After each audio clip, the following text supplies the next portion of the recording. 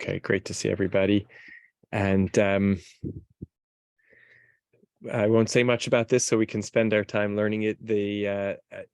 The essay on Vaera in Dr. Zornberg's book on Shemot is very long, very rich, and very interwoven. And so we're picking up already in the thick of an analysis, and we will not finish it. It's really remarkable, and I encourage folks to if you can, read the whole essay. I'm still not through the entirety of it, but it's really, really wonderful. I'm going to share my screen and we'll get started getting through what we can for the next 30 or so minutes.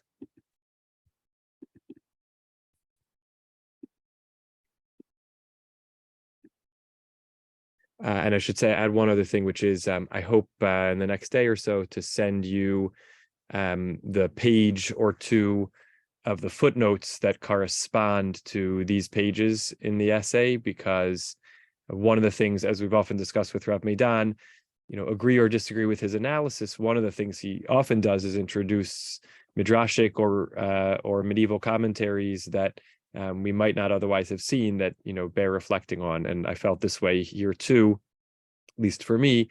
There were some not just insights, but primary sources that Dr. Zornberg referenced that I was excited to delve into a little deeper on their own. We'll get a chance to see some of those. So we're in the middle of part of her idea already last week was sort of the question of what makes someone worthy of redemption, and what makes them not fit for redemption. And in this essay, she's delving into sort of what are the resistances to redemption on the part of various characters. What are the ways in which Moshe is resistant? What are the ways in which the Jewish people are resistant? And what are the ways in which Paro is resistant? We're going to see some of the intersection of that section. She's developed at length an idea of Paro, playing on the sort of idea of kaved, of Paro's weightiness, his heaviness, linked also to his hardened heart, and his persona, the way he's described and perceived and self-perceived in biblical, in the story of the Exodus itself and in rabbinic literature, as a kind of a godlike figure, a kind of a paradigm of haughtiness, self-deification, and that the imagery and metaphor for that is this sort of notion of a person who's like stopped up. They're sort of a closed system. They don't need anything. In fact, they have no needs, and or at least portray themselves as having no needs. And there she references sort of famous midrashic tradition about Paro. When God tells Moshe, go meet Paro, down by the Nile, and Rashi comments, he's going to go down there because he wants everyone to believe that he doesn't actually even use the bathroom. So he has to get up really early in the morning to relieve himself, because he needs to present himself as a god, and the vision of a god is a being which has no openings. It's sort of fully enclosed, and this is sort of linked to the idea of even the orifices of the ears are kind of stopped up and closed. This, for her, links to the idea she started to develop last week already about Egypt and sort of the character of Egypt, and Egypt as constriction, enclosure. And she referenced, and I can't remember if it's in the section we're going to see or elsewhere in the essay, she references that Mechilta about no slave ever escaped from Egypt. Egypt is sort of all enclosed, and Paro becomes in certain ways a reflection of and propagator of that image. And this links to the question of the hardening of his heart, sort of again this unable to hear things from the outside, unable to be impacted from the outside, kind of all self-contained. So again, we're picking up in the middle here. The nuances are subtle and indeed largely undefined. In Paro's case, not listening becomes a fatal reflex, closing him to vulnerability and to growth. Nevertheless, it is based on a horror and a desire that are not alien to human experience, as she often does, and this is developed in the previous sections. Even when she's critical of someone for something, she acknowledges how it might come from a basic human psychological need or instinct, right? So not wanting to show vulnerability wanting to be independent. These are all sort of fundamentally good things. Of course, in her psychotherapeutic lens, she talks about even sort of the child's process of coming to terms with their own defecation as a sort of a process of understanding themselves as vulnerable, and that this is an important stage in their development, and Paro sort of gets stuck at that stage. The process by which he moves from hardening his own heart to God's hardening his heart, in general terms, this happens after the first 5 plagues, is essentially a mysterious one, right? This is sort of a key question that a lot of the commentators notice when they do any of a variety of analyses of the way the 10 plagues are presented and the different changes over the course of them. One of the big noteworthy changes is in the beginning, Paro is hardening his own heart, and then God hardens his heart. And the question is, what is this transition? A stamina of endurance possesses Paro. To the bystander, there is an unnatural, compulsive quality about this refusal. That is, perhaps, as Shadal and Kasuto suggest, the idiomatic meaning of the formula, God hardened his heart, where God is described as the cause of human emotional responses. The effect is to suggest an unaccountable human reaction. So God is behind it, and Paro sort of, it's happening to him, and he's not really able to be held accountable for it. On such a reading, Paro increasingly strikes the reader with a kind of appalled fascination as he compulsively resists the bombardment that should have defeated him. What demonic strength possesses him? I shall strengthen his heart. God made his heart impenetrable. These expressions only serve to underline the mystery of human self-destruction, right? So if we read that transition as sort of God is behind it, but ultimately it's still, Paro manifesting something of himself, then we're sort of marveling at the way in which a person might, it's even if not fully chosen independently, arrive at this sort of stage of, not giving in a sense. We notice that with the progress of the plagues, the phrase Paro did not listen to them disappears from the Torah. It's absent in the 4th, reappears in the 6th, and does not recur. It's just an opportunity to glance for a moment at the biblical text itself, right? So if we start at the beginning with blood, we're told, Vayachazak leiv Paro v'lo shama aleihem, right? So the Aaron and Moshe turned the Nile to blood, but then the Egyptians did the same thing. So Paro stiffened his heart and did not listen. And then it repeats again after the plague of the Tzvardeim.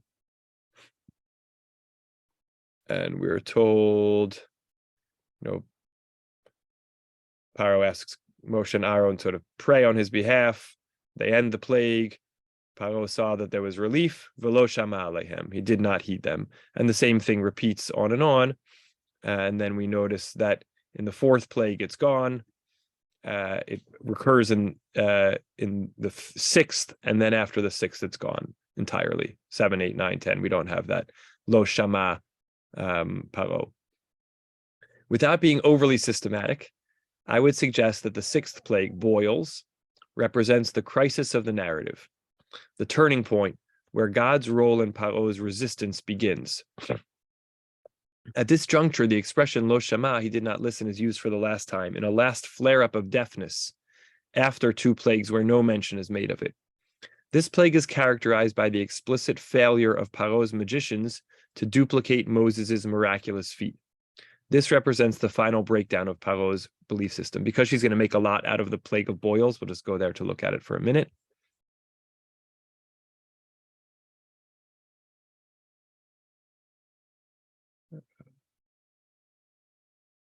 Okay.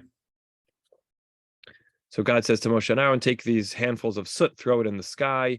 It's going to become a fine dust, and it's going to become shchin poreach avabuot b'chol eretz Mitzrayim, on humans and animals, breaking out in boils. So that's what they did. And then we're told explicitly, v'lo yachlu hachartumim la'amod lifnei Moshe mipnei hashchin.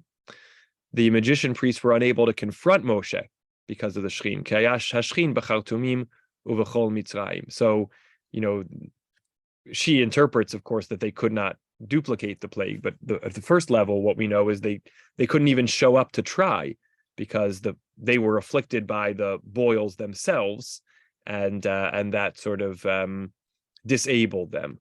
And then, of course, we have that last mention, God stiffened Paro's heart, velo shama alehem, and Paro didn't listen to them. She sees a lot in this plague, which we'll go on to see more.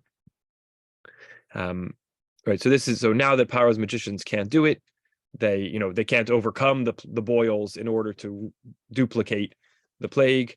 Now the system breaks down. In Ramban's reading, the magicians whose early success in duplicating the plagues gave support to Paro's obstinacy are trounced from the plague of lice onward. Right, the magicians did the like with their spells to produce lice, but they could not. So already from the third plague, they're not able to, duplicate.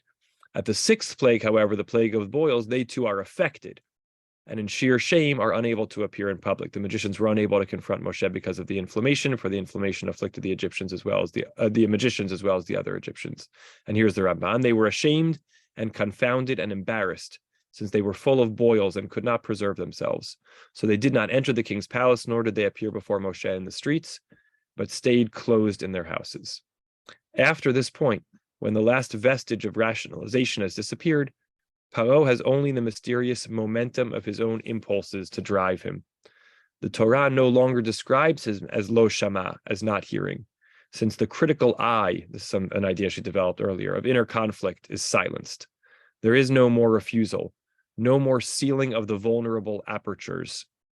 What remains is a kind of autism, almost pitiable in its irrationality. And this is, again, an idea that sort of, and we have this in other places, and she references in the footnotes, that after a certain point of sin, sometimes, the prophets will say, or God will say to the prophets, don't even intercede on behalf of the people. Like, their opportunity for repentance or for forgiveness has passed.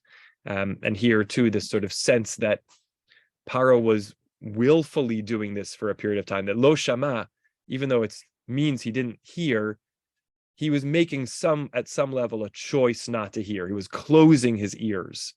And now they've been closed so much that there's no opening left to close anymore. The change happens gradually. At the climax of his magician's shame, when only God's hardening Paro's heart can account for his unaccountable stubbornness, lo shama is affirmed for the last time. Paradoxically, this represents a last flicker of conflict. He refused to be affected. Then a kind of spiritual rigor mortis sets in. Till the ninth plague, darkness, he neither hears nor speaks, as he denies the Israelites freedom at the end of each plague. And the text no longer even speaks of his deafness, his dumbness. There's a lot there, but I mostly actually wanted to bring it as an introduction to the way the boils continue to figure in the second section. So this was sort of the end of her developing an argument about Paro's persona, this sort of hyper-closedness, invulnerability, arrested development, and paradigm of arrogance and self-deification. That's his role in resisting redemption. Now she wants to begin to talk about the Israelites' role in resisting redemption. We're not going to get to the end of this, but I think there's some really interesting ideas that she starts to develop through some of the midrashic and intertextual references. Okay, so the Israelites, the Egyptian disease. There's a provocative midrashic tradition that focuses on the boils, with the shame attendant on them. The claim is that the boils are never healed. The magicians can make no more public appearances because they bear full-blown on their skin the marks of disease. This is a midrashic tradition she's referring to, that basically, each of the plagues essentially went away after a while. It left whatever devastation it left in its wake, but for example, take the Nile turning to blood. So the fish died, but then the Nile turned back to water, and whatever was able to regenerated. The frogs died. Yes, there were piles of dead frogs, but then there was no more multiplication of frogs, etc. Each one ends. It has an aftermath, but it ends. But in some way, the boils never went away. This tradition relates this episode to the baneful words of the covenant. This is from the Tochacha, the admonition in where is that, in Kitavo, I believe, at the end, Deuteronomy 28. God will smite you with the Egyptian boils. Yakcha Hashem b'shchin Mitzrayim.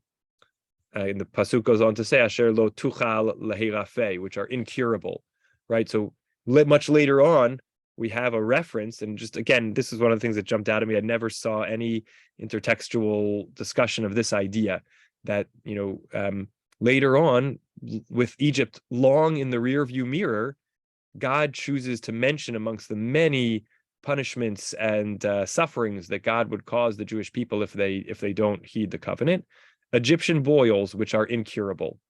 And so this, sets the rabbis off on a midrashic journey to suggest that, especially seeing that the magicians wouldn't show up, and we don't hear from them really after this, I believe, because of the boils, somehow lets us imagine that the boils were actually incurable and remained.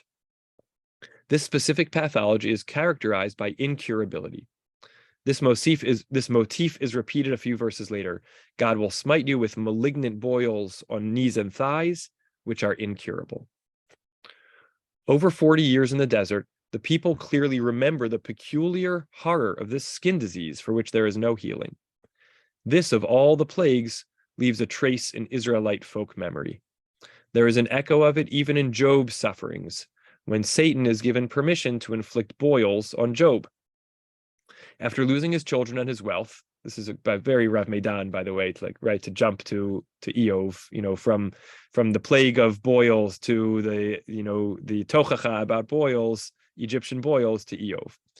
There's an echo of it even in Job's sufferings, when Satan is given permission to inflict boils on Eov.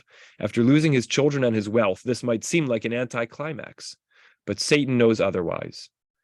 As it says in Job chapter 2, but just stretch out your hand and touch his person, his flesh. See if he does not blaspheme against you. And Satan smote Job with boils, same verb, from the sole of his foot to the top of his head. This last phrase is quoted from the Deuteronomy description of the incurable Egyptian disease. This stage of Job's sufferings is overwhelming. In Satan's view, as well as in the reaction of Eov's wife, blasphemy and death are preferable to its endurance. Egyptian boils have thus become a byword for relentless pain, invasive of the most intimate sense of self. Touch his person, right? This is what Satan says to God about how to afflict Eov with the boils. Touch his person, his flesh. In the Hebrew, atzmo bisaro. The same dimensions of the self that Adam marvels to see incarnated in Eve, beyond the boundaries of his own flesh, same yet other, right? When after the deep sleep which God places the Ish in order to, or Adam in order to create the Isha, and he looks upon her and he says, I think it's ach atzmiu v'sari, right? This is my own, my own self and my own flesh, right? So that pairing of etzem and basar, with etzem being self, it also is bones. So flesh and bones, are the physicality of a person. So the Satan is telling God, affect Eov with the entirety of his physical being, the very same that is what represents a whole person of the self and beyond the self, when Adam speaks upon meeting the Isha. There's a subtle indication in Deuteronomy 17 that the Israelites too know of this disease in their own flesh. It says, and God will remove from you all sickness and all the malignant diseases of Egypt, which God will not inflict on you, but will inflict them upon all your enemies.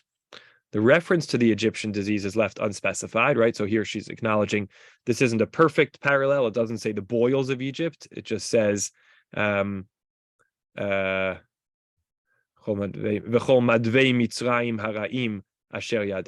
the malignant diseases of Egypt which you know. So it doesn't specifically mention boils, but there aren't so many references to Egyptian disease, and so it's a good possibility. But this phrase, which right, clearly it has been experienced by the Israelites as well.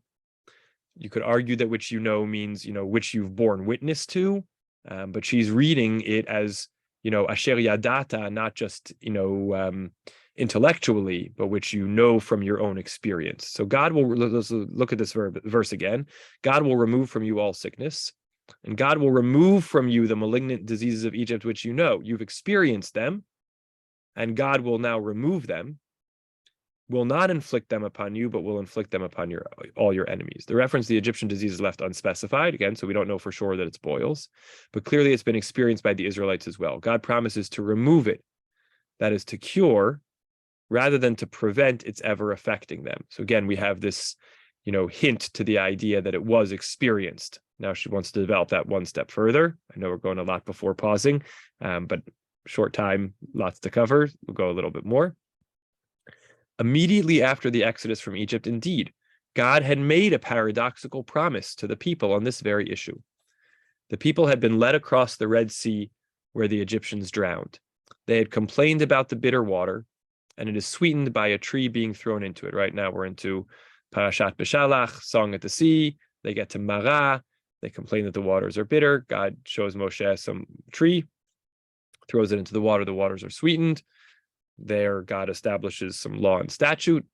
And then God says, if you will listen to the Lord your God diligently, or Moshe, doing what is upright in God's eyes, giving ear to God's commandments, v'hazanta, the mitzvotav, I think is the language, and keeping all of God's laws, then, I'll say it in Hebrew first, Kol ha'machala asher samti b'mitzrayim lo asim alecha, ki ani Hashem rofecha.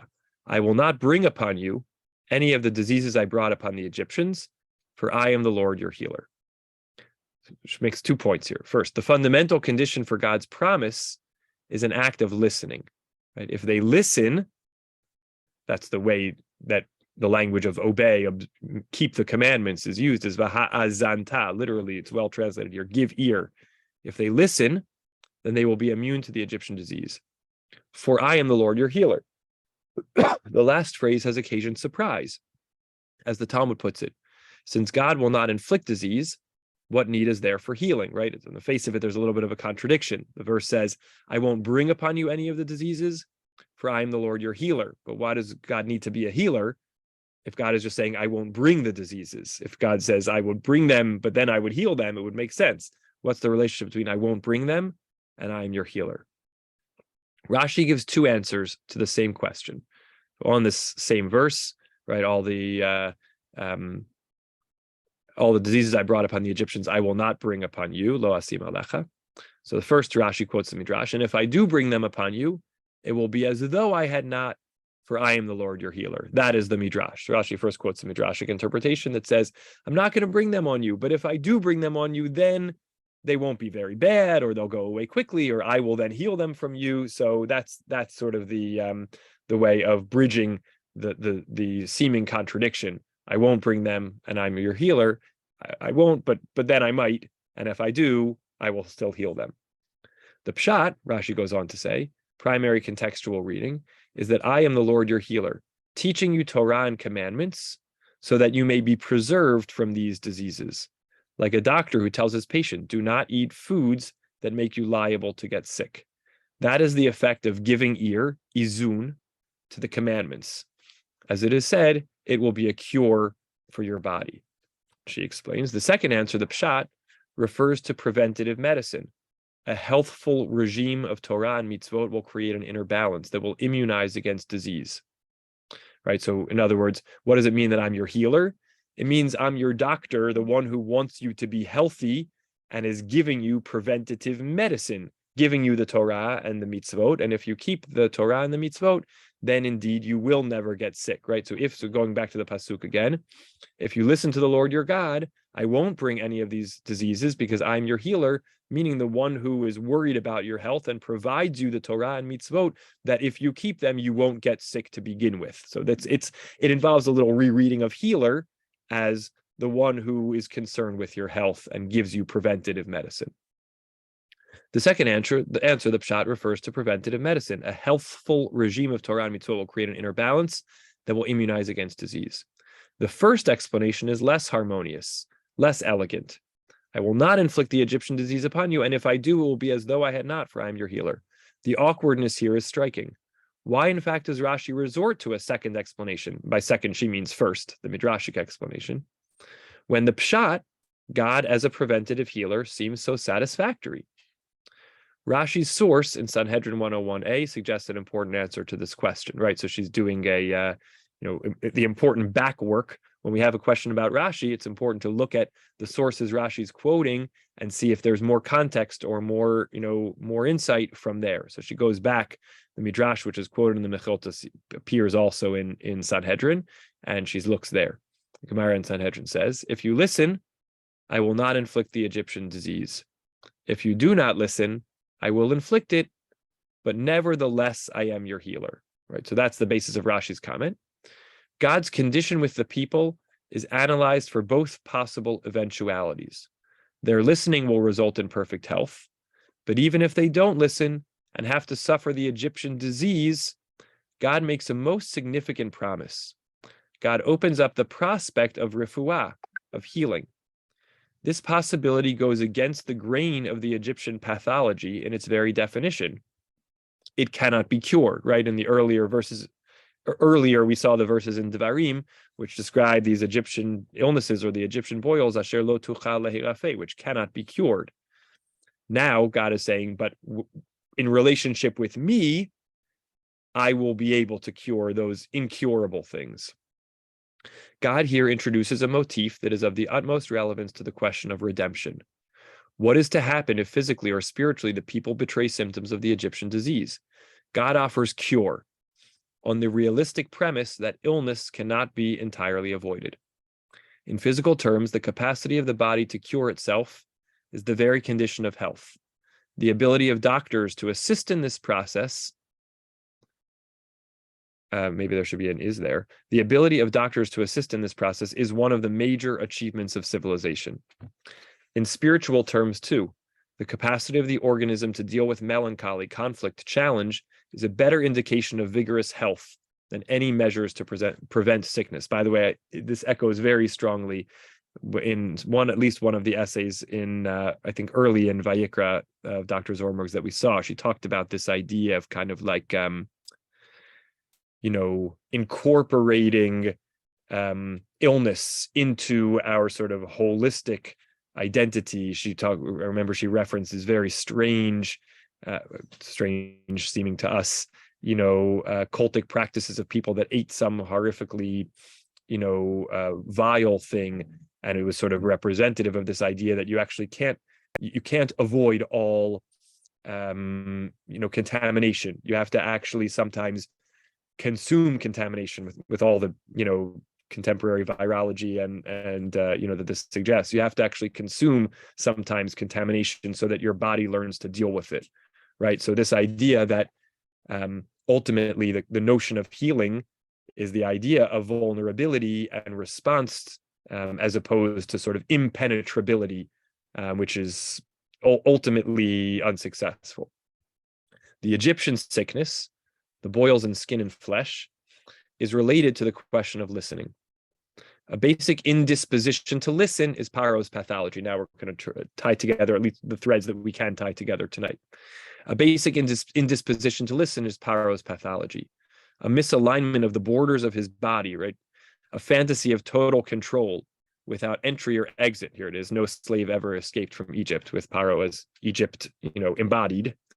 Erupts in a malignant thickening, a deadening of the body limits that are constituted by the skin. His magicians, whose culture of witchcraft supports Paro's defiance of God, are afflicted with these miserable boils, which express a kind of a thick skin obstinacy, right? So there's something about the Egyptian boils which are, point to, highlight this idea of the kind of non-porous skin of Paro, the impenetrability, invulnerability, or non-vulnerability of Egypt, and that's sort of pointed up and attacked by the boils, which then ultimately are incurable for the Egyptians, and the Israelites somehow taste or experience a little bit of this, but in their relationship with God, they're being told, if you can avoid the Egyptian problem, she's going to say all this in a moment, but just summarizing, if you can avoid the Egyptian problem of the unwillingness to listen, of the stopping up of the ears, right, of choosing not to hear, as Paro does so often, that at a certain point we don't even say anymore that he doesn't hear because his ears have, the flesh has closed. If you avoid that and keep your ears open to hearing the commandments, then you have the possibility of healing from the boils or whatever the affliction may be. The striking suggestion that emerges from the sources we have just explored, however, is that this psychosomatic condition will come to represent for the Israelites the most radical problem in their experience. The problem of tshuva, repentance. For them, the major spiritual project will be that of refuah, of healing, of how to deal with that deafness which cannot be prevented. In the Egyptian model, this, right, because it's a reality. God says, if you listen to the commandments, then I will spare you from the afflictions. But I know you won't always listen, and for you, when you won't listen, then I will be your healer. Right? There's a possibility of healing after the inevitability of not listening. In the Egyptian model, this deafness is, as we have suggested, paradigmatic. To hear is to open oneself up to vulnerability, change, contingency. The Egyptian solution to the causa sui dilemma, the narcissistic inflation that attempts to overcome the conflict of ambivalence, turns out to be pathological. But it is not, it seems, confined to Egyptians. The Israelites also do not listen. God's promise here, therefore, is of greatest importance. The Israelites will have the capacity to be healed of their perhaps inevitable sicknesses. This possibly is a way of defining the very purpose of Torah teachings, to prevent sickness, but more importantly, to teach the people how to recover equilibrium. I think we'll pause here. There's one more section where she intersects and interrelates the boils with the tsarat, the leprosy experience, but I think we've seen the heart of the argument here, that, again, Paro is described in the few pages before what I scanned and sent you, developed this idea. Paro is described as closing up all of his orifices, self-contained, has no tzrachim, literally no needs, not even the need to use the bathroom, and that's a pathology. But always some illness will come. But when that illness comes into that closed system, there is no possibility of healing.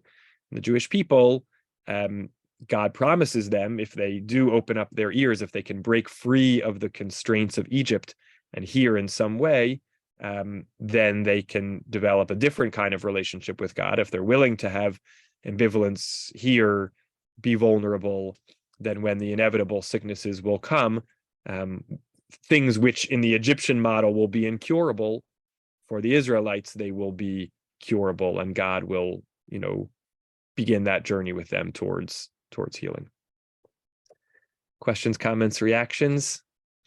And by the way, I just thought that, for me, one of the things that really stood out was this idea of kind of tracking the Egyptian boils, it resurfacing at these later points, and thinking about, she doesn't develop this more here. I don't know if she does somewhere else, just sort of specifically like the idea of it being a skin affliction. I don't know. I think there's more there to think about. So questions or comments?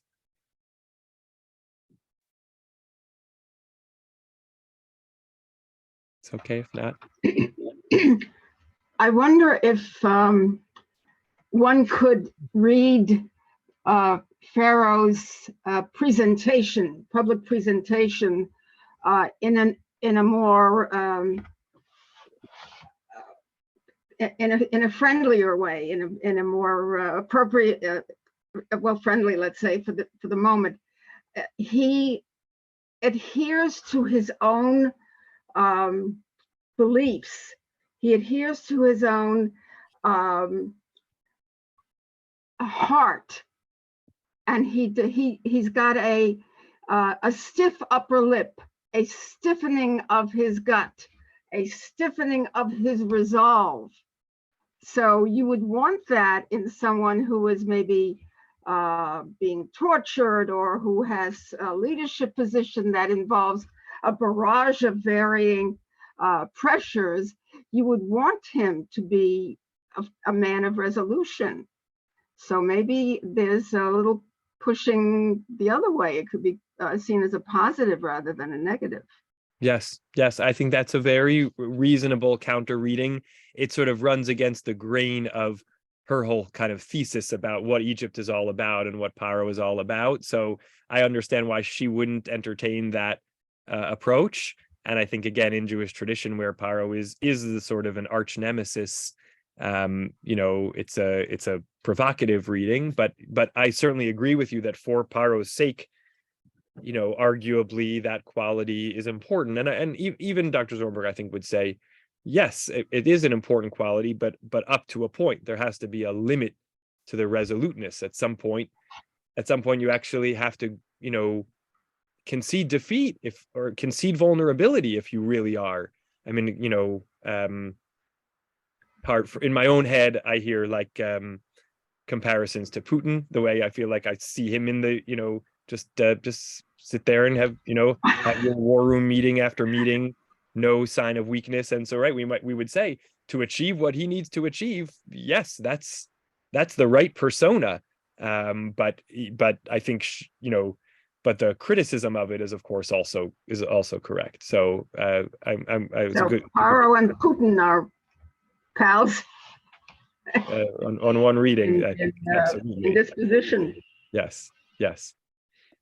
Lance, you unmuted. Whoops. Yeah, I just want to read. Go ahead. If I may, I just want to read Genesis 12:17.